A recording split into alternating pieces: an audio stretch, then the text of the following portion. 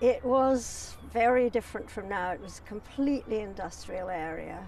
The river was working absolutely to capacity, so coasters were coming in and out on the tide there and there, right on either side of this wharf, and cranes were loading and unloading, and it was a regular dockers' day, so the sirens went at 8 in the morning and the lightermen arrived and the covers got taken out, and there were lighters as well as coasters, so there was a lot of activity and barges banging together all the time. It was noisy and it was dirty, and there were lorries blocking the road in both directions. It was wonderful. It was really exciting and beautiful. It was 1963 when I walked along the river and first got here. Probably 62, so November 63. The house was sort of ready and we moved in. And that, the activity went on, I suppose, decreasing, but you didn't really notice it was decreasing for the next 20 years. Not quite, but there was a lot of river trade during that time. There were coasters coming in and out. Robinson's was scrap on that side, and Lovell's was general import and export on that side. So there were always cranes loading and unloading. And then there were a lot of coasters going up to Surrey Docks, which were timber docks.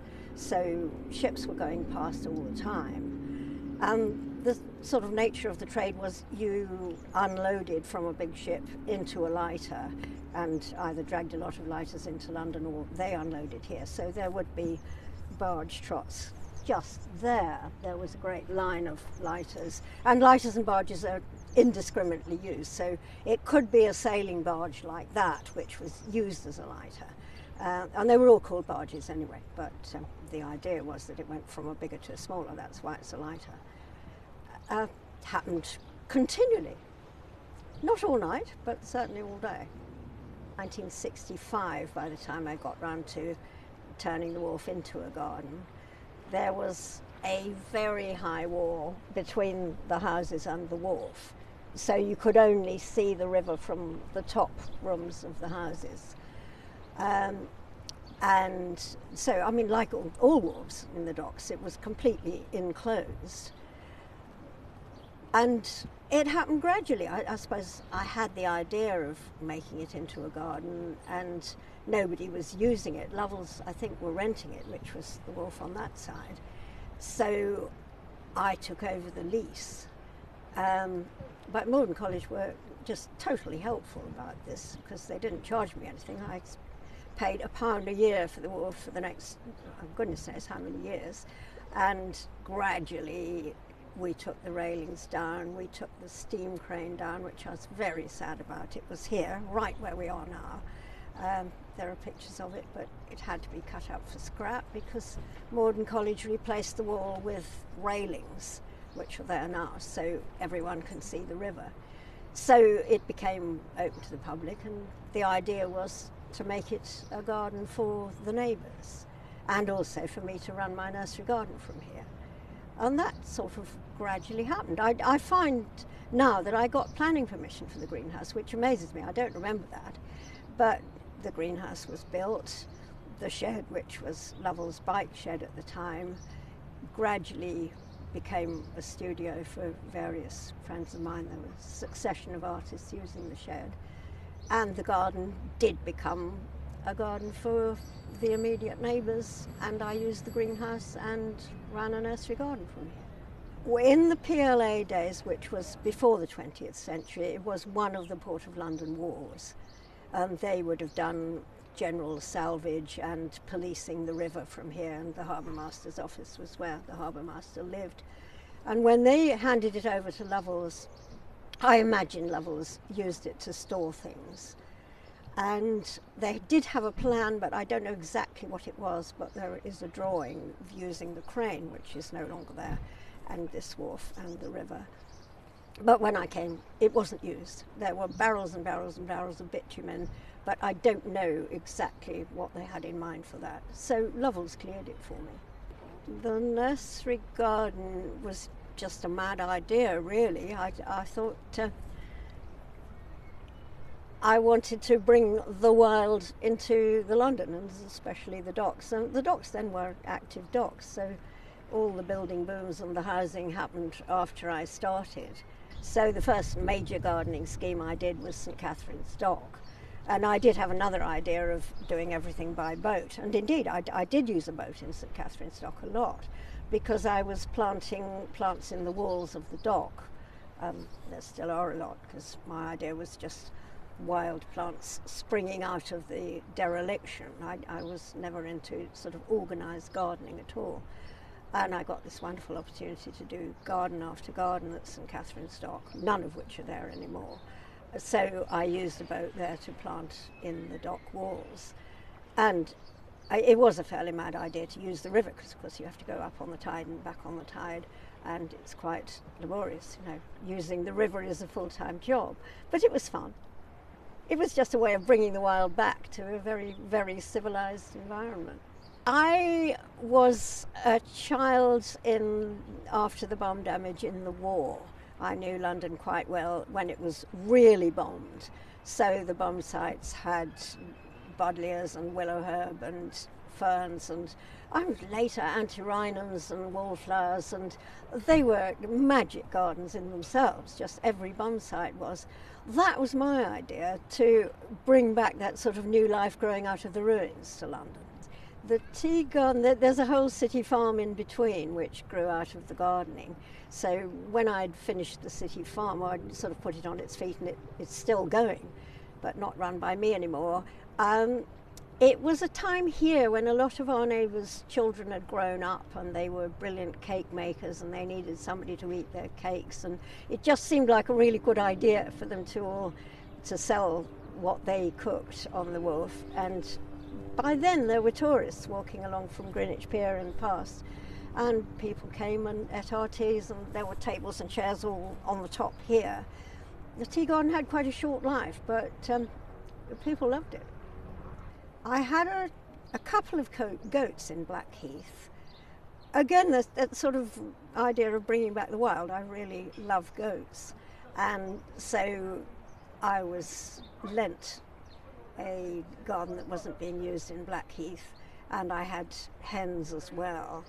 So I used to bring the goats down here sometimes, and if there was a sick goat, she would recover here.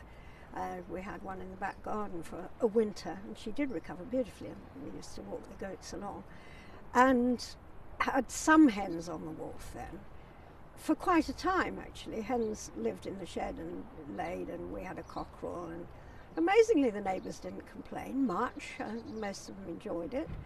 And eventually they got eaten by a sea captain who came along in a coaster and knocked off the hens, which is a hazard if you're on the river. They never fell in the river, but that grew into the city farm in Surrey Docks, so the goats went to Surrey Docks, and the hens did too, and I had a lot more then, a lot of school visits, and that developed independently. But it started here, and it started with neighbours giving us their waste food. I used to come home and there were always sort of old cauliflower leaves and leftovers of things for the animals, and that was really how city farming developed, just neighbours giving us their waste food and us giving out them the eggs or the cheese.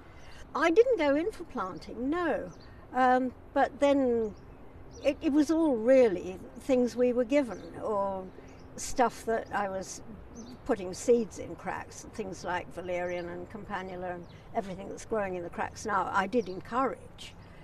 The cherry tree came from Pelton Road. They were pulling down the houses there to build what's since gone, the offices for Lovells, and now there are more houses there.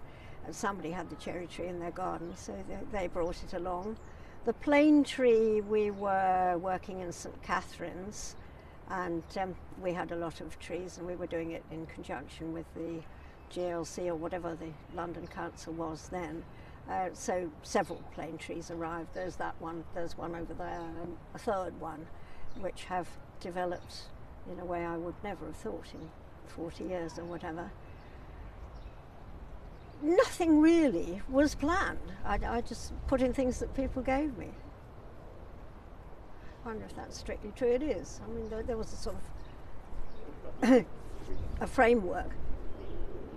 Fig, I don't remember. I mean, I do remember planting it. I had a load of figs. Oh, yes, I do remember about figs. Yes, there was a fig tree on Wapping Pierhead, which was a really beautiful fig tree, and it was about the only tree in Wapping then.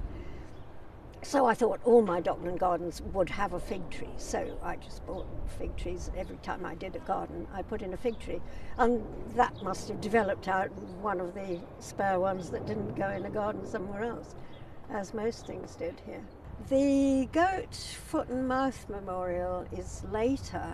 My only foray into politics, very unsuccessful, was protesting about foot and mouth, which I felt very strongly about, because by that time I'd done the farm and I was driving around visiting all the other city farms, so the foot and mouth experience was fairly hideous for me, the cull that followed it. Animals being shot all over the place by the army, and then we were still allowed to protest. Now you wouldn't be, because it's a criminal offence, but in those days we could protest, but they didn't listen to us. So it's a happy compromise, really. But the idea of killing everything in sight when you have an infectious disease is the accepted way of dealing with farming. I mean, the whole business of drugs and chemical farming and the way they produce animals just leads to that result. And it is very shocking to me indeed, and it certainly hasn't got any better since then. They've just got more efficient at, making that policy work. It doesn't work. The only way of making it work would be to treat animals in a different way so that they didn't get these diseases, which is perfectly possible, but that's not what happens. So I just wanted to put up a memorial somewhere in London to all the animals that had been unnecessarily killed during that time, and a lot of people felt very strongly at that time. And of course, it's not such an easy thing to put up a memorial to, so it ended up here. And I'm amazed how popular it's been for such a long time. That was 2001, but people still want to see it and photograph it, and it seems to still have a life. And since that whole situation has only got worse, and the whole of farming has got worse since that time, perhaps that message is still important. I'm glad it's still there. And that's really what city farming is about, a bigger movement developed out of that. They were local kids who were interested to see what was going on and had always broken in here and carried on various illegal activities on this wharf, so it was quite important to get them on our side.